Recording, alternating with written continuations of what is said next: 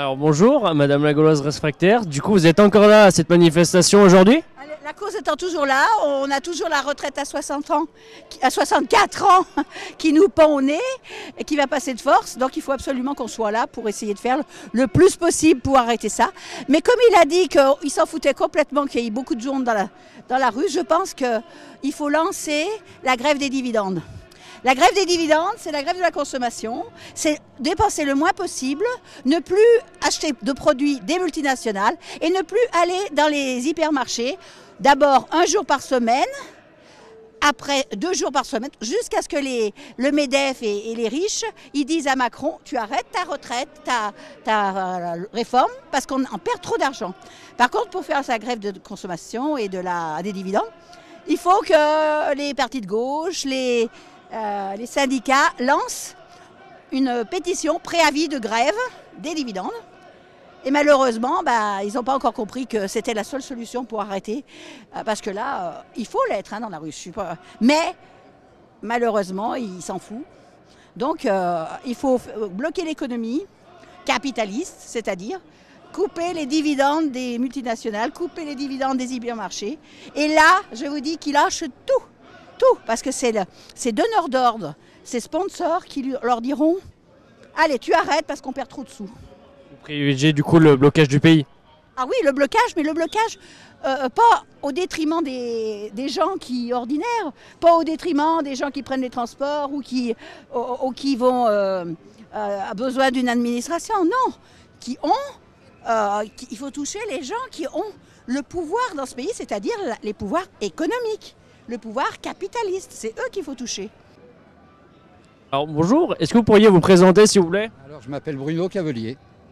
Donc, je suis retraité depuis 9 mois, c'est très récent. Et je suis là par solidarité en priorité.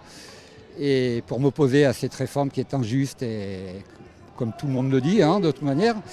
Et je me battrai jusqu'au bout pour mes enfants, petits-enfants et pour toutes les générations qui suivront. Et je trouve ça inadmissible qu'on fasse ça à une époque où, à un moment d'inflation comme on vit, et c'est inadmissible pour moi. Je ne supporte plus ce gouvernement pour ça. Et est-ce que vous souhaitez éventuellement un blocage du pays ou du moins du système capitaliste? Je l'espère, enfin je pense que ça va se passer. Et je l'espère. Il y a comme ça je pense qu'il n'y a que comme ça qu'on arrivera peut-être à quelque chose. Mais les manifestations pacifiques, pour moi, elles ne servent plus à rien. Pourtant, je manifeste quand même, mais en espérant que ça se passe bien et qu'ils l'enlèvent tout de suite avant qu'il y ait de la casse ou des choses comme ça. Voilà. On voit que dans une manifestation pacifique, mine de rien, ils ne réagissent pas vraiment, ou du moins ils ne considèrent pas vraiment. Ils se foutent de nous, je pense. À les écouter avec leur mépris, leur arrogance, leur suffisance. Je ne peux plus les supporter, je ne peux plus les sortir. Voilà. Okay, merci en tout cas. Dans les hôpitaux, dans les écoles, dans les services publics, dans les services qui ont été privatisés mais qui devraient toujours être publics d'ailleurs, et dans les usines, etc., sans oublier les camarades militaires qui symbolisent également actuellement. Alors pour tout ça, il faut qu'on leur dise, il faut qu'on leur crie, tout est à nous. Bonjour, est-ce que vous pourriez vous présenter s'il vous plaît? Je suis Pierre Alain Millet, adjoint au maire communiste de Vénissieux et militant. Qu'est-ce qui vous révolte dans cette réforme aujourd'hui des retraites? Moi, ce qui me révolte, c'est le capitalisme déjà. Alors, la réforme de retraite, c'est un des coûts que nous donne le système économique qu'il faut nommer. C'est le capitalisme, c'est pas le système avec un grand S. Et son but, c'est clair, c'est de réduire les dépenses publiques, de réduire le niveau de vie de l'ensemble des travailleurs, des jeunes, des travailleurs et des retraités. Alors que pendant ce temps-là, les richesses, elles s'accumulent, les profits, ils n'ont jamais été aussi vertigineux. Et nous avons la joie en France d'avoir la première fortune mondiale, ce qui prouve bien que ce n'est pas un problème économique, c'est bien un choix de société. Et du coup, on voit bien que là, vous êtes aujourd'hui pas que pour la réforme des retraites, mais également pour tout le contexte qui va autour, l'inflation, le pouvoir d'achat qui baisse. Alors, oui et non. Les motivations, bien sûr, elles sont multiples. Mais quand on mène une bataille, il faut se fixer un objectif et essayer de s'y tenir. Aujourd'hui, ce qu'il faut qu'on essaye d'obtenir, c'est de faire craquer ce gouvernement sur la réforme des retraites.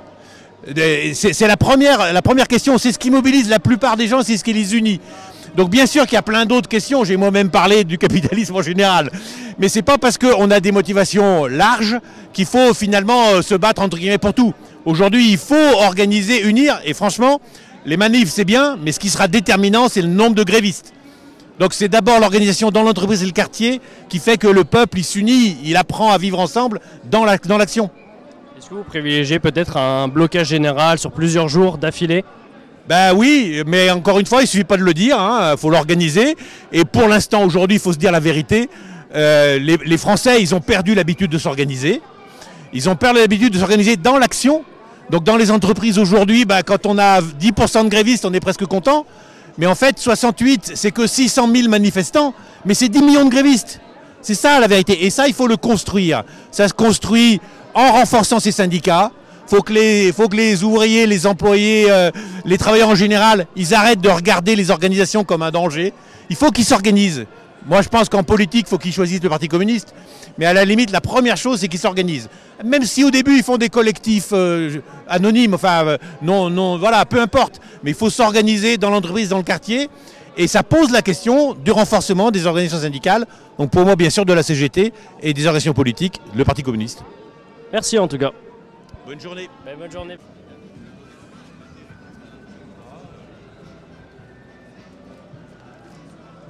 Alors bonjour, est-ce que vous pourriez vous présenter s'il vous plaît? Je m'appelle Xavier, je travaille dans le bâtiment pour un gros groupe de France. Qu'est-ce qui vous révolte aujourd'hui avec cette réforme des retraites? Ce qui me révolte, c'est qu'un ouvrier profite un an en moyenne de sa retraite. Ça veut dire que si l'âge de la retraite il est repoussé, nous, travailleurs du bâtiment, on va cotiser pour une retraite qu'on ne verra pas. Est-ce que vous souhaitez appeler au blocage du pays sur plusieurs jours? Bien sûr, de toute façon, tous les moyens d'action sont bons, que ce soit le blocage, la grève, la manifestation, il y a plein de choses différentes pour faire. Est-ce que vous êtes satisfait aujourd'hui de la mobilisation qu'on peut voir déjà dans la rue? C'est pas le nombre de personnes qui est dans la rue qui m'intéresse, c'est le nombre de personnes qui sont opposées à cette retraite, à cette réforme. C'est qu'en fait, on veut nous imposer une réforme que tout le monde refuse en fait. Et c'est ça pour moi la vraie réalité du truc. Et une des choses aussi, c'est que le bâtiment, on demande aussi la reconnaissance de notre métier comme métier pénible. Le fait qu'on puisse partir à 55 ans à la retraite pour les gens qui ont les métiers pénibles. Parce que si notre métier, c'est un métier où il y a un mort tous les jours travailler dans le bâtiment, tous les jours où on travaille, il y a un camarade qui meurt sur les chantiers. Est-ce que c'est acceptable ça? Bien sûr que non. Voilà, on tue des gens pour le pouvoir de l'argent et ça ne nous intéresse pas, c'est pas notre façon de voir. Bonjour, est-ce que vous pourriez vous présenter s'il vous plaît? Oui, voilà, je suis un retraité depuis à peu près 7 ans. Et j'ai eu la chance d'avoir ma retraite à 60 ans.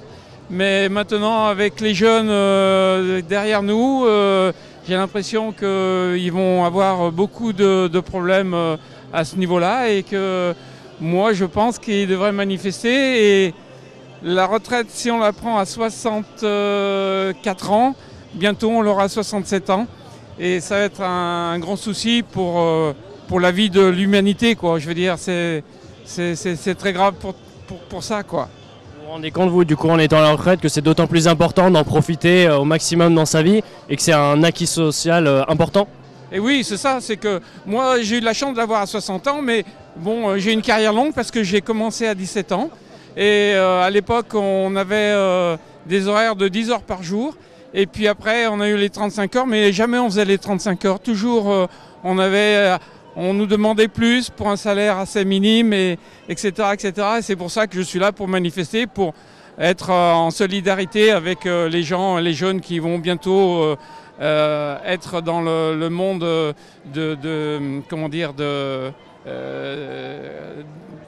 du travail et puis ensuite la retraite. Voilà, qui sont actifs et pour eux ça va être des gros problèmes pour l'avenir, quoi. Ok, merci en tout cas. Alors bonjour, est-ce que vous pourriez vous présenter s'il vous plaît? Alors Sylvie Benvenuto, j'ai 56 ans, je suis élue à Mions dans l'opposition. Qu'est-ce qui vous révolte du coup avec cette réforme des retraites? Elle est complètement injuste et non justifiée. Donc on n'a pas besoin de travailler plus, de rajouter 2 ans de plus de cotisation pour pouvoir pallier au déficit que vont rencontrer les retraites. Simplement déjà en taxant les dividendes sur les bénéfices que font les milliardaires, on rétablit et on remet à zéro le problème d'équilibre des retraites. Pas besoin de taper sur les travailleurs comme on le fait depuis toujours. On peut même remettre la retraite à 60 ans. Ça suffit. 37 ans et demi d'annuité, retraite à 60 ans et on passe. Pour ça, il faut taxer. Et il faut taxer les milliardaires. Les milliardaires ne servent à rien dans cette société. Les travailleurs produisent de la valeur sur le travail. C'est-à-dire qu'il y a une taxe sur la valeur ajoutée avec la production des travailleurs. Chose qu'il n'y a pas avec les milliardaires qui ne font que empocher. Voilà, tout simplement. Donc je trouve cette réforme complètement injuste et non justifiée. Donc je suis dans la rue. Et je continuerai à y être. Voilà. Ok, bah merci en tout cas.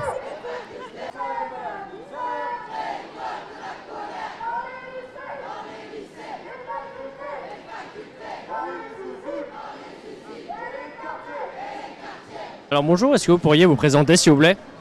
Je m'appelle Thibaut et je suis militant au NPA. Qu'est-ce qui vous révolte aujourd'hui avec cette réforme des retraites? Tout, j'allais dire tout, on sort du Covid, on sort d'une période où les métiers de première ligne ont été sollicités comme jamais et finalement on leur crache un peu dessus puisqu'on recule l'âge de la retraite pour les gens qui souffrent le plus, qui travaillent le plus. En même temps, le quoi qu'il en coûte a surtout profité aux grandes entreprises qui ont fait des profits mirifiques ces 2 dernières années. Et donc on va faire rembourser aux plus pauvres, qui ont le plus bossé, qui étaient en première ligne, les profits et le quoi qu'il en coûte, qui a alimenté les profits des plus riches. Donc vraiment, tout me révolte. C'est un modèle de société dans lequel il faut produire de plus en plus, produire 2 ans de plus, mais produire quoi? De la pollution. Et voilà, on est en pleine crise capitaliste, enfin en pleine crise climatique aussi. Et ça, c'est pas possible de continuer comme ça. Et puis derrière, c'est encore la société du tous contre tous. On va retaper encore plus sur les migrants avec la loi Darmanin qui est au même moment.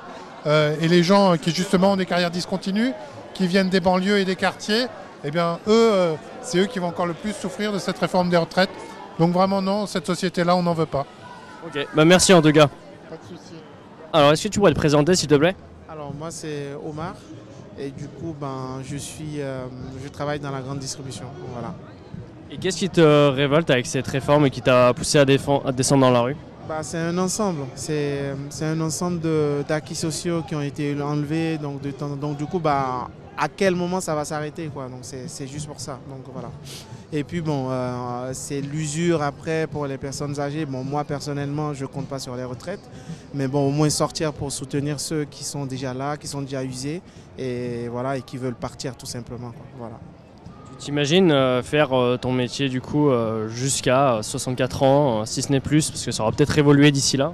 Personnellement aujourd'hui c'est de réfléchir à des alternatives pour essayer de ne plus compter sur le système, parce que là à l'allure où ça va, je pense que on n'en aura pas droit. Donc personnellement je m'adapte et puis je ne compte pas sur les retraites ou quoi que ce soit après pour vivre quoi. Donc c'est ça, parce que de toute façon on est là dans la rue, mais bon, j'ai pas l'impression qu'ils veulent nous écouter, ils font ce qu'ils veulent, donc voilà.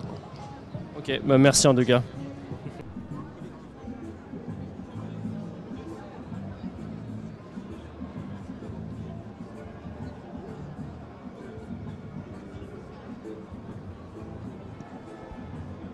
Alors bonjour, est-ce que vous pourriez vous présenter un petit peu s'il vous plaît?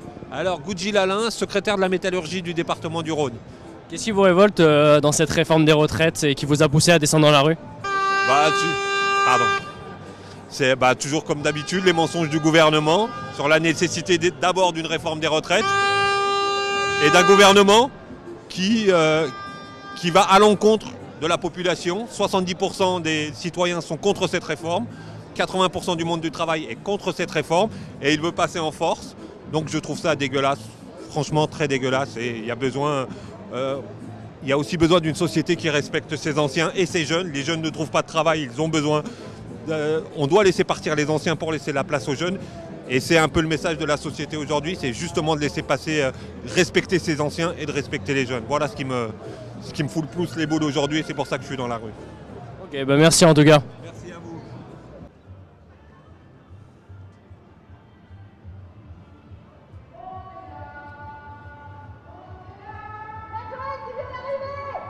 Bonjour, est-ce que vous pourriez vous présenter s'il vous plaît? Bonjour, Aurélie Gris, je suis élue à la mairie du 7e arrondissement et France Insoumise.